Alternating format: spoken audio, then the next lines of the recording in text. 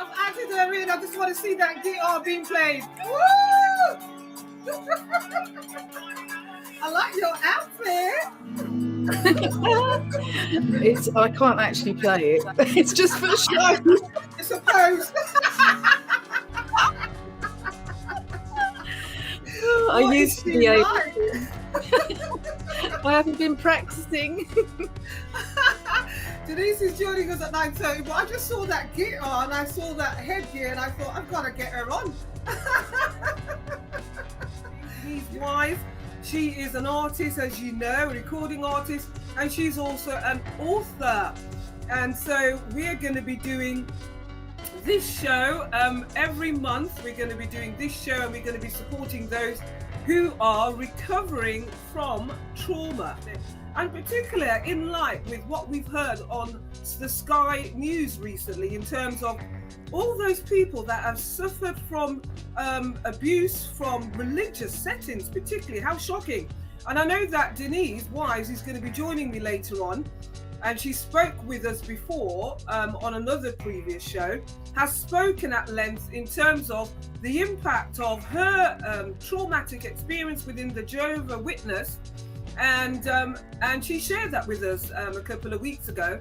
And I have been horrified with the accounts of what the report has actually highlighted in terms of those people that have suffered abuse in religious settings, that have kept it a hush.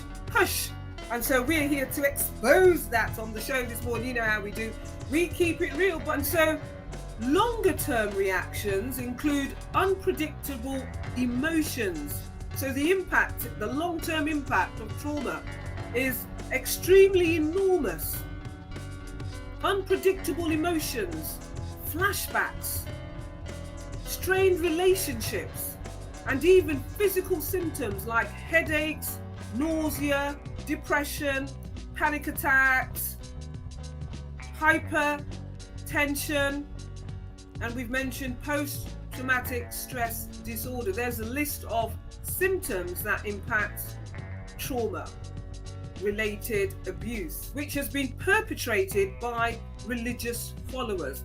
And as I mentioned, I have the amazing Denise Wise that joined me a couple of weeks ago, and she shared her journey in terms of the abuse that she suffered in terms of being a member of the Jehovah Witnesses. And the report found that between the early 2015 to 2020, of all known institutions, of all the religious institutions in the UK where abuse had taken place, 11%, which actually equates to 443 instances, were committed within a religious organization. So the report accused these establishments of blatant hypocrisy and moral failings. I know that there was actually a report that was commissioned by the British Royal Commission in terms of Jehovah Witness that Denise is going to be sharing with us later on, that found high levels of abuse within the Jehovah Witness settings. And then the victims were wanting to report the abuse and using a scripture to protect them. How dangerous is that? That they will use a scripture to protect their perpetrating behaviour. That is actually quite dangerous, and that's what we're talking about this morning. Hi, Denise, how are you doing? Hey, Angela. Welcome to the show, Denise. What to deal with trauma? Being silly. Yes, being a child again. So important, isn't it? To have fun. To have fun. Yeah. You've got flowers all around you, girl. You're looking good. Ooh, look, I got my guitar. I'm just going to play you something that I think is really beautiful, calming. It's Somewhere Over the Rainbow by Israel, or he was called. He was a Hawaiian. I've got dressed up like this. Can you hear it? Yeah, I can. Somewhere over the rainbow, bluebirds fly. Okay. Do you see what I mean? So, Denise, welcome to the show. This is the amazing recording artist Denise Wise and the author Everybody. An amazing book. Thank you. Want to share your book again for us, Denise, to the listeners this morning? Yes. It's Rising from the Ashes of Jehovah's Witnesses. It's like the female, and one of my things, I'm actually doing this, and I show a picture of a burning Bible. Sorry, don't want to be blasphemous. I know that we both have been reading that report, on that shocking report. Sky News. Independent, inquiry into child sexual abuse, where they found shocking failings across the number of organisations that abuse was perpetrated by religious followers. I think so. The Australian Royal Commission was wrapped up a couple of years ago, but it was just being investigated when I was wrapping up my book. So I stumbled across it in the Facebook groups for ex-Jehovah's Witnesses, where it was all going on. And I've been out of that for 25 years. But imagine, I'm researching to finish my book, and I suddenly come across all this stuff that I didn't even know. And I mean, I've been out for so long, I just didn't want to join even the ex-JW Facebook groups because I was still traumatised. Yeah. Traumatic enough writing the book. So I thought, I can't handle, hearing other people talking about it all the time.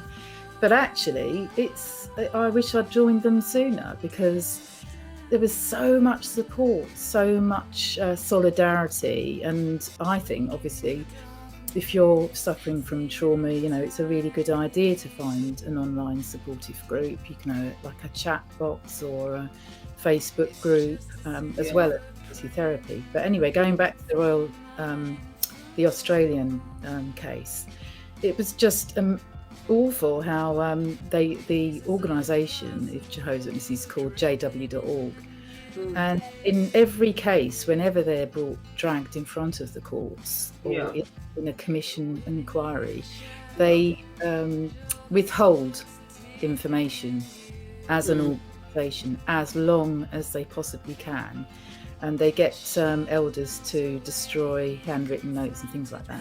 There were about 1,000 unreported cases in the Jehovah's Witnesses of child abuse within the congregations, not about outside. To add that there are no women allowed to be in leadership, so it's all men that they're talking to. And they found over 1,000 cases, and there's only about 1,000 congregations in Australia around the coasts, and if you think about it, that's like having one paedophile in every congregation of Jehovah's Witnesses in Australia, right? Give me strength. And if they're all going on, it's all going on behind closed doors, and they're just accepting their testimony that they're guilty and that they are repentant. That's the word they use. If the elders judge that they're repentant, they're allowed to stay. So any child that's already gone through the ringer basically has to sit in the same church or the same room where the meetings are 3 times a week. So that child has to go with its parents and sit in the same room as their abuser. Good God. And also the other thing they've changed over the years, if someone's done wrongdoing, and that they call it marked. This person's marked, but they're still in the congregation. They're not allowed to say or what they've done, right? Really? So there's other parents there. If you've got good elders, they'll warn the parents privately. So you might have children really shocking, isn't it? Exposed to these paedophiles multiple times before it actually comes to light. And the other thing that they castigated the leaders of the whole worldwide organisation, who are called the governing body of Rinky men, about 12 of them, right? There's about 8 million witnesses worldwide. There's 12 patriarchal guys running the organisation who claim to be the mouthpiece of God. And they had to have one of those governing body in the final stages of the wrap-up of the commission inquiry. Yeah. And in his face was just stony. He was being asked questions like, well, you might be using this Bible scripture, Deuteronomy 17:6, to say at the hand of 2 or more witnesses, you can convict somebody of a sin or a crime like murder. But, don't you think it's cruel that if there's a child in the congregation that has only got themselves as a witness, because obviously paedophilia occurs behind closed doors in secret, and the person usually persuades the child not to tell mummy and daddy, or if it's their parents, obviously they've got no one to run to. So there's not often a second witness to the crime, right? Or the sin. Yeah. Therefore, the child could go to the elders, but if there's not enough evidence for them, they don't go to the authorities. And they will say, we don't stop people from going to the authorities. But of course, you know what it's like, peer pressure. Nobody wants to be the one that snitches the organisation to the police. Yeah. Right? They don't want to do that because they know get, kickback from that at some point in the future. So it's just a hornet's nest, and there's loads of court cases now. These inquiries. Some of them have been successful. The English one was the organisation covered up all the evidence, and there wasn't to convict the organisation itself. But you can imagine how many thousands of kids have got trauma based on trusting in religious figures and then them not coming through when it comes to support. Yeah. Support from the organisation, no support from outside counselling services because they're not reported, right? It's not reported to the government. Yeah. So they just rely on the Bible as their comfort. Within Jehovah's Witnesses, it's higher level than the average population rates. Because, they've got nowhere to turn often, and they think there's something wrong with them rather than, having the confidence that they can reach out to counselling services. Absolutely. And this is why we're doing the show this morning on the Spiritual and Wellbeing Show, because we've both gone through our own journey, our own traumatic journey, and it's not stopped because it's a continuous journey.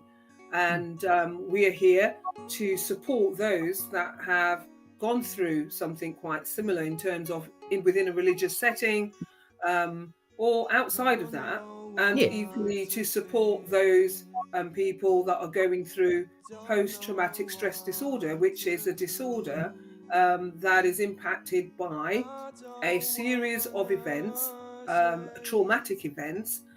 Let's talk a bit about that, Denise, because I know that lots of people are not familiar with what that looks like. Do you want to share a couple of thoughts on that? Well, you're thinking of other things that can cause trauma and going back to childhood. So if you go for psychotherapy, which I did too, which actually helped me to leave Jehovah's Witnesses in the first place, they will always take you back to maybe under the age of 5 because your nervous system and your brain and everything, your attitudes and beliefs are all programmed from early childhood before the age of 5 mostly. Yeah. So when people have traumatic experiences, it can be just that you had parents that screamed and shouted all the time at each other, and maybe you didn't experience that yourself, but if you're in an environment where that's happening, you can still be traumatized. Because I've had various different forms of therapy after the psychotherapy over the years, because no one thing solves all problems, you see. So you're looking at me only discovering that I had suppressed PTSD maybe 2 years ago. Wow, just 2 years ago. Yep, because I'm quite a calm person and I've happy nature, that's my default setting. You wouldn't really know, and I didn't really know, that I had PTSD. And I don't like labels particularly, but if you don't know that about yourself, it can just lie there untreated. And the way I found out about my particular trauma, which I realised that suppressed PTSD was a thing. And that's, I went to the craniosacral therapy, and we've got a great practitioner here in Norwich. He's called Andrew Cook. I can put the link in, but he showed me that I couldn't tolerate a certain amount of I could only tolerate a certain amount of stress, from triggers that I had. He's very sensitive and very tuned in, and he sort of reads, I suppose, micro expressions when he asks you questions and so on. But he also is a hands-on practitioner. They can work, you know, with the spinal fluids and the nervous system as well, around the head or the body. Yeah. And he said to me, I want you to watch this video clip, and it is of a cheetah attacking a springbok in Africa. And then he said, watch carefully what happens. And he's got his teeth around the neck of this. What you saw was it was lying on the floor, kicking its legs, and obviously its heart beating fast, these are all symptoms, you know, of obviously high stress, flight. And then all of a sudden, before it even bitten into the neck, the animal went completely limp. And he said, watch the stomach. It's not moving, right? It's not breathing at all. And he said that springbok, its body is now flooded with opiates. It knows it can't get away. The adrenaline's not pumping now. And the opiates are the things that stop your heart beating and your lungs and shut you down, basically. So actually, when you watch these nature programs and you think, oh my God, you know, that poor animal, it's going to... They can't feel anything. They can't feel anything, because that's another expression of trauma, is that your body, you're numbed down. You don't experience what's actually going on anymore. And he said, you know, you're like that, because what happens is I've had lots of digestive problems over my life and sort of sensitivities. He said it's because your digestive system's a bit shut down because of the suppression of the trauma, right? Wow. In that sort of semi-alive state, you know, which is probably a bit extreme to call me a walking zombie. You know what I mean? My automotive system, my nervous system, is protecting me so I don't feel the trauma. Wow. So usually you can see a typical fight or flight type of person that's got PTSD. They'll be like having open panic attacks and very kind of touchy, and maybe have anger and things like that. But the end of the scale is me. So I understood the power of expressing my particular emotions through song. And you know, we're going to play a little clip from my forthcoming one, which is Set Me Free. And I actually do this amazing scream in the middle of this song, right, which is on that clip. Okay. And you have no idea how much I enjoyed doing that. Yeah.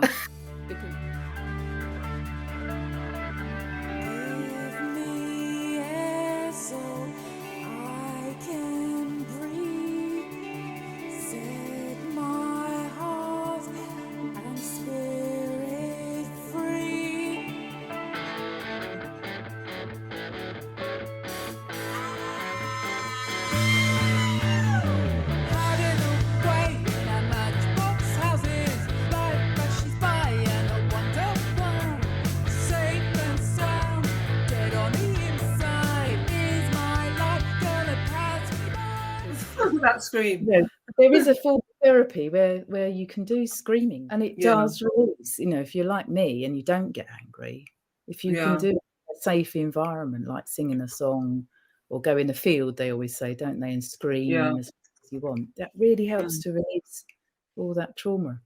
Yes, and it's so important to release that trauma because, as we know so rightly, the body keeps scores.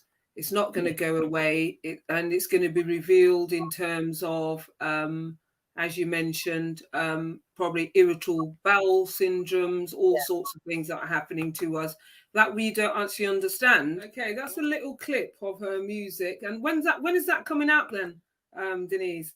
Sometime soon. We just finished wrapping up the vocals, so just really in the next few weeks or so, I guess. But we've got the video done now, and it's That was fun Set doing. me free. So, what Yeah. So you're screaming out there, set me free. 25 years post trauma.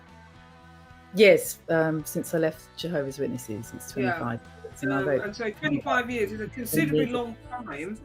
And so this demonstrates to people how that journey looks like in terms of the process, because it's a process, isn't it, Denise?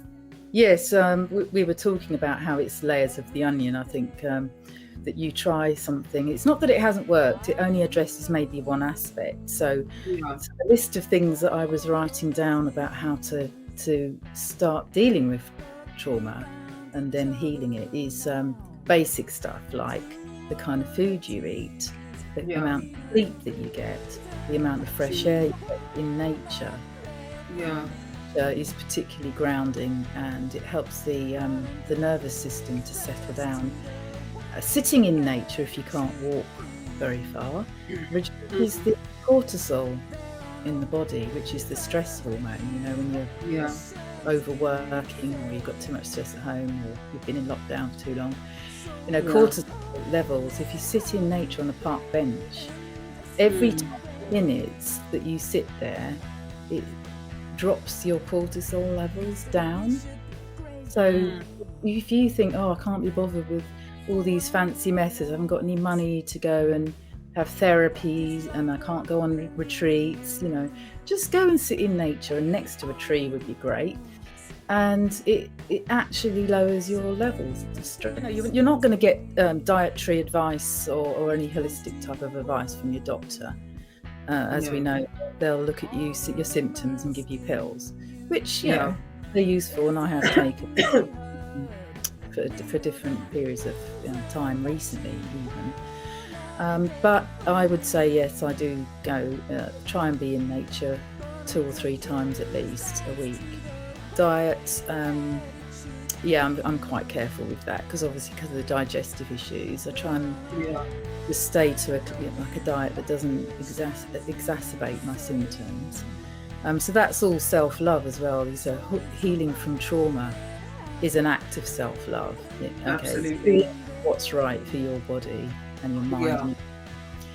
And so the more that you just do these simple things, the more you feel good about yourself, because you're looking after yourself. Of course, if you read anything or watch anything about childhood trauma, you'll know your brain actually protects you from remembering the details. As you get older, maybe something triggers a memory and it comes out, and you're like, and then people don't always believe you, because they just go, well, whose memory is foolproof? Nobody's. How can you say that? What proof have you got that it's ever happened? But it's a known thing. So anyway. We've got this soul attachment with our abuser, particularly when we look at like abusive relationships. We become codependent on that need for that person, which is quite toxic. And so I think that cutting of the cord would be so significant in that circumstances. Otherwise, you're going to be inevitably codependent. You just attract somebody else who's going to do the same until you've done the work, Until you've done the work, and we've talked about that. When you've dealt with that trauma, that unfinished business of your childhood, or whatever that significant event is, you're going to have a repeat of that lesson until it's learned. And we were discussing, Denise, about how sometimes some people always ask themselves, why do I keep attracting the same people in my life? That's right, yeah. So with one particular subject, I won't go into it, but I've had to have 5 partners who've reflected for me all of that stuff, because I deal with things with my head. And to think things through, that's only part of the journey, right? So absolutely. I started reading psychology, reading things like John Cleese. He's just brilliant. He's written a couple of books, and one was Families. I think the first one was Families and How to Survive Them, and then the next book he wrote with his therapist Robin Skinner was Life and How to Survive It. And he's that you're attracted to the same people because you recognise them emotionally through the eye contact. So they actually have scientifically proven it through little tests that when you meet somebody, within the first few seconds, you can recognise their pattern, their family pattern. They're attracted to the same level of dysfunction as you have. Yeah. So you can never blame someone else, right? You can never go, oh, they were awful, this, that, and that. Actually, you're just attracting the same level as yourself. So it's something within you that's attracting it, and that something within you is that unfinished business. And so similar to yourself is, I remember I was sharing with you that when I was having therapy a century ago, and I still look at the notes, believe me, my therapist asked me to write a list of the attributes of my current partner and my previous partners. Do you remember that list I was sharing with you about, and also the main abuser? And I was quite, horrified that they all mirror each other. And so there was still work that needed to be done to stop that. You can't beat yourself up, because we've done a hell of a lot of work in all areas to get to this understanding what's actually going on with the patterns. Yeah. And it's another thing it's one thing to know that releases quite a lot of trauma already, just being aware. And then the next stage is to do something about it, Yeah. And you have to take action. Yeah, you have to take action, haven't you? Yes, self-esteem, self-love, all it is just listen to yourself, your instinct, and your gut instinct will tell you whether this thing, person, work, circumstances, anything is right for you. Yeah, and we were talking about that. We go through life and we get that pull or that tuck in our stomach, and we ignore that pull, and we find ourselves. I know that we've talked at length about in Kara situations that could be avoided if only we listened to our intuition, because our intuition is always, in most eventualities, is actually right, because it's your signal, it's your warning, it's your protector, it's your guide. I think this has always been a struggle for me, is heart over head, and then if you're a bit confused in the head, it's difficult to trust what your thoughts are telling you.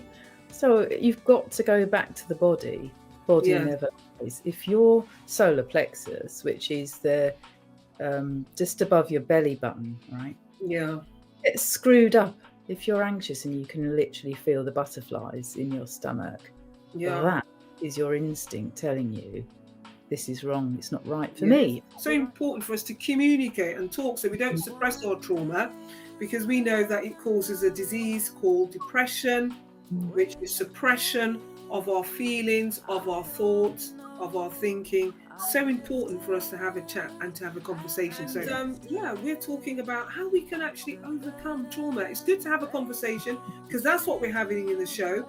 Very important, because we mentioned on so many shows, the reason why we stay stuck in depression, in repression, is because we don't have that conversation. We don't communicate.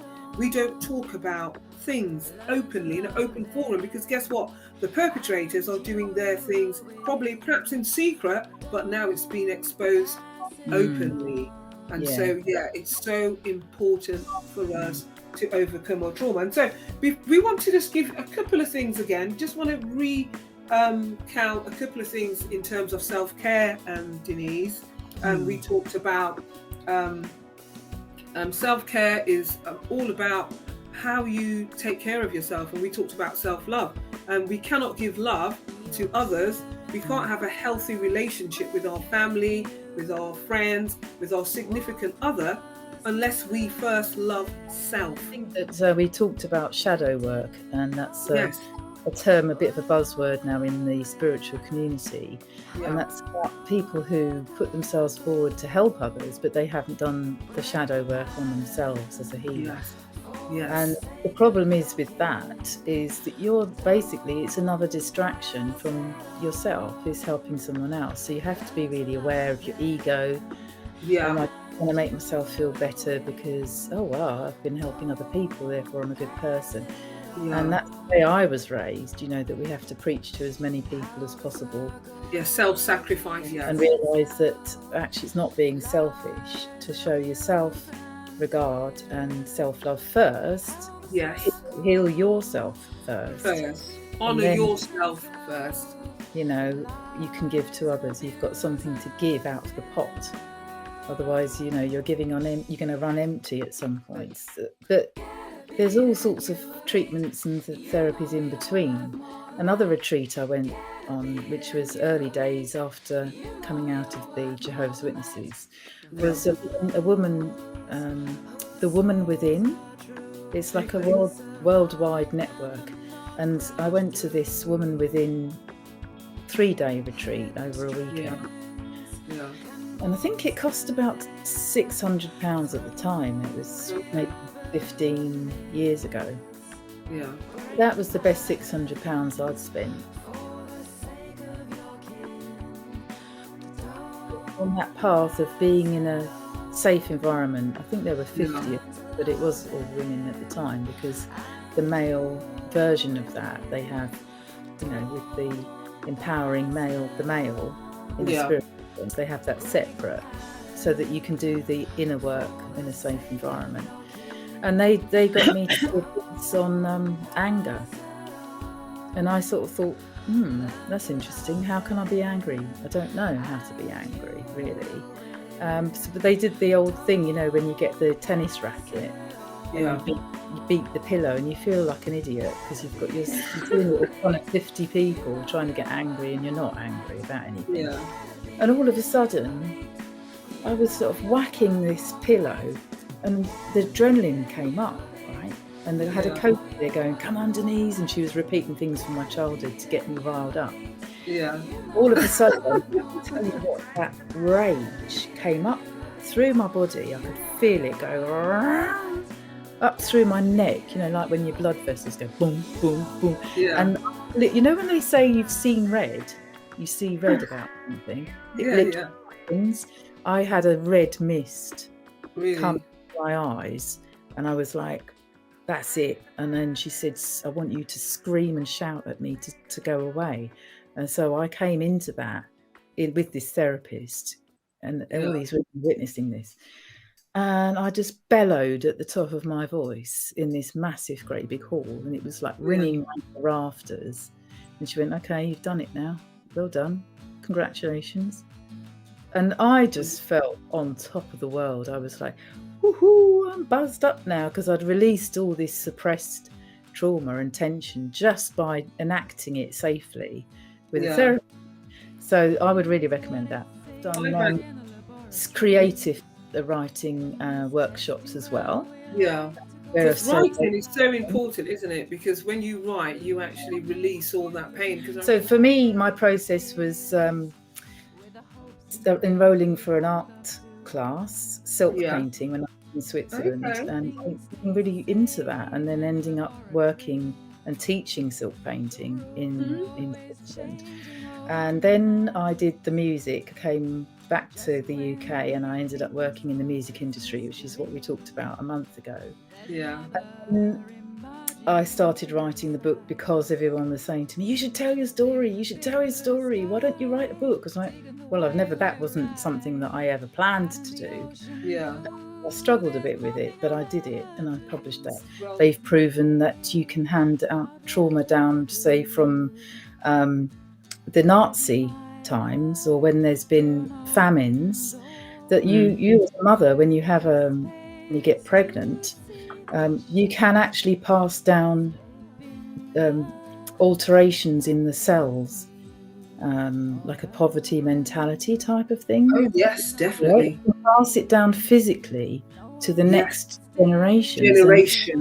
Absolutely. They can show food, you know, weird relationships to food can come to having come from an ancestral pattern of maybe, you know, starving to death and things like that. Yes, but that can physically be passed down. So even if you don't believe in a spiritual level of passing things down, it's actually happening, whether you like it or not. I mean, it's similar to it's similar to alcoholism or people's substance abuse, and it's like a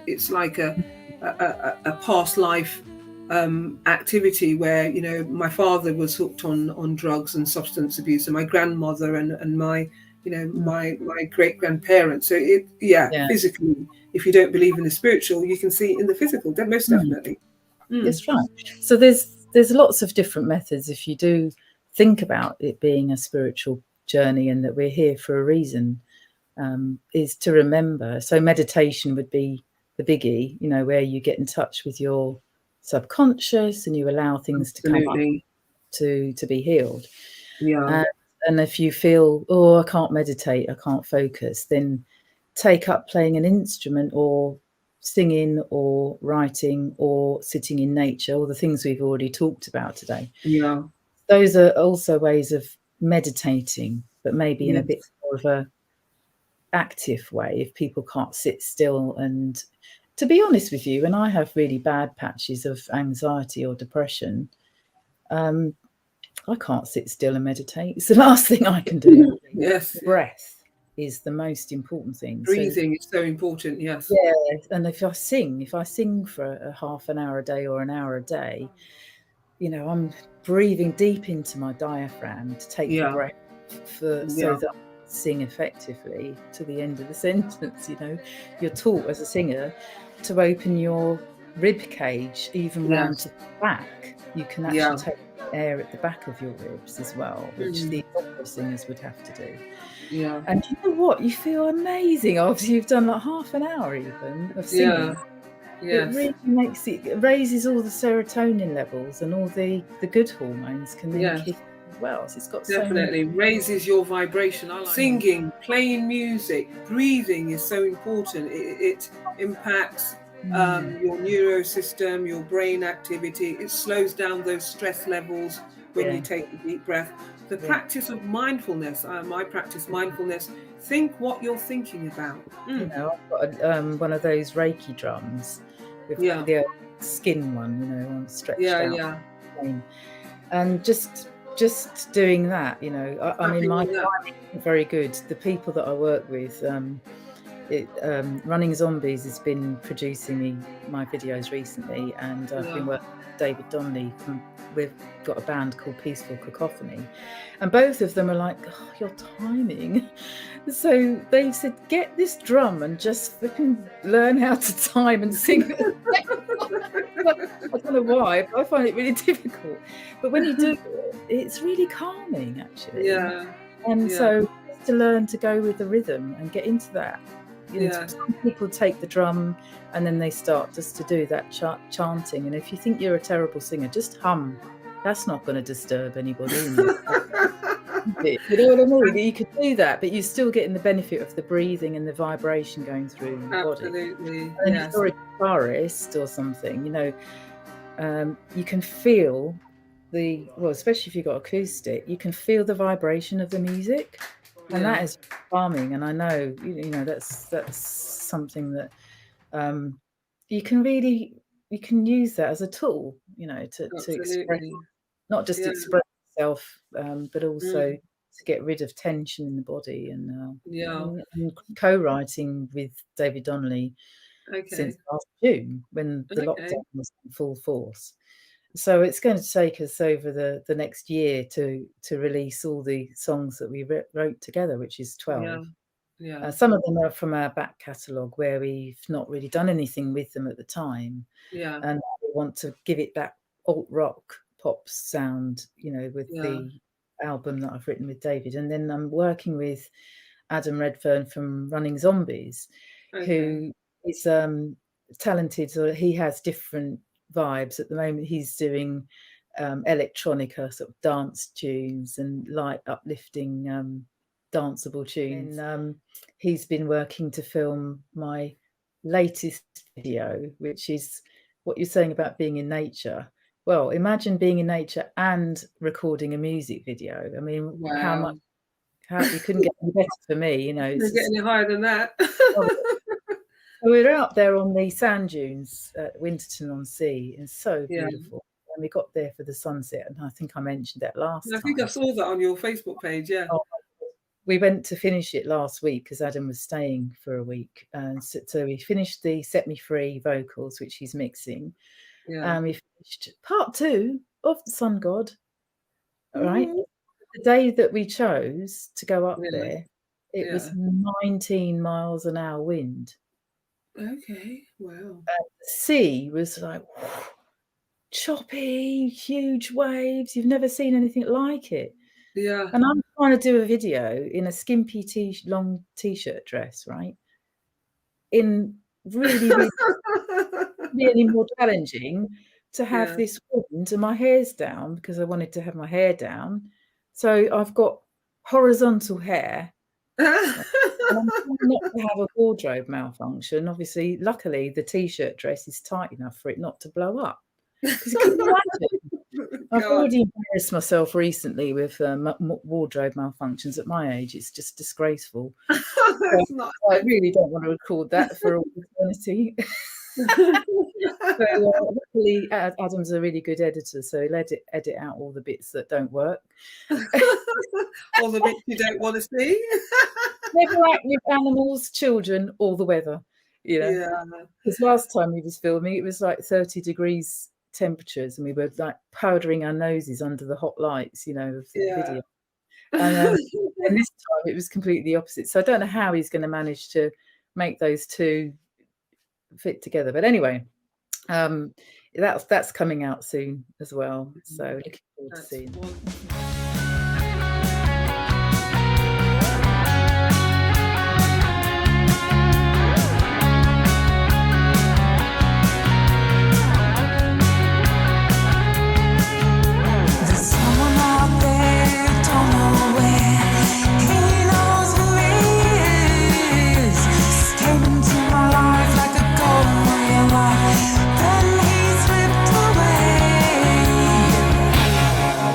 Don't you want me? Don't you need me like I need you? Baby, don't you want me? Don't you need me like I need you? What an amazing woman, isn't she? Multitask woman like myself. We reflect who we attract. Just imagine, we were saying that we didn't plan this, but we're both wearing shirts. So hey, and it's yellow. So hey, we are attractive. This shirt is I acquired it.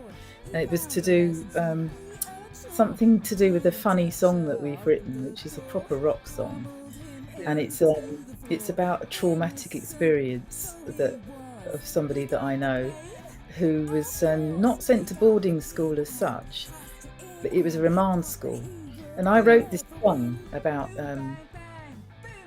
Just, you know, what it was like being the person that wasn't listened to or understood and was sent to a remand school when they absolutely didn't deserve it at all, and that trauma staying with you. You know, I think my mother never really recovered from being in boarding school either. You know, there are many friends that I've got have told me that their boarding school experience, even if it wasn't abusive, it just reinstated in their mind that their parents didn't care, even if the child thinks, oh my, you've been sent away. So I thought, right, I'm going to do a video with me and you know, just doing this song about recovering from trauma, and the idea in the song is to express how you can move on. So I've got this character who goes to this school with a big pin, and it's called an inflatable boy, right? So it's an inflatable boy who goes to an inflatable school, and everything's inflatable, but he gets so angry about the way he's been misunderstood that he gets a massive, great big pin, and he goes to school and he pops the school, he pops the teachers. I know it sounds crazy, but it kind of works. So I've got this whole thing in my mind about being in a schoolgirl's outfit. And I don't know how I'm going to do the inflatable thing, but that could be work that one out. It's all expressing, isn't it? It's expressing how you can come through it. Then you can stand on a stage and show, and express yourself, and have and say, well, look, I've achieved something. Absolutely. I'm writing about things, but I'm turning it around and making it into something. Yeah. But yeah. Absolutely, yeah. Oh, it's so lovely to have you on the show again, Denise. You're such a blessing, I tell you. Thank you. As I mentioned, we're going to be doing this once a month. If we can push it for twice a month, we'll see. But at the moment, it's once a month.